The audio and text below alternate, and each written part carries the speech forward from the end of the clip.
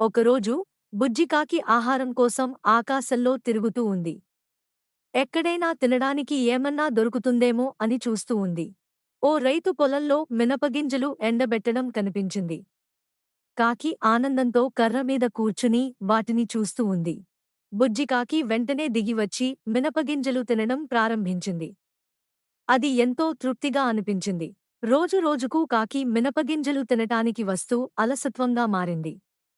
స్నేహితులు వేరే ఆహారం కోసం వెతకాలి అని చెప్పినా వినలేదు. ఒకరోజు రైతు మినపగింజలు వేయడం మానేశాడు.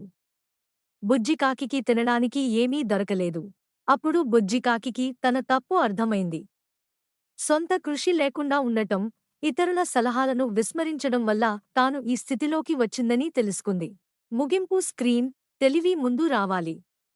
ఆలస్యం అయితే అది ముప్పుగా మారుతుంది. స్వార్థం మరియు అలసత్వం మనల్ని ప్రమాదంలో పడేస్తాయి.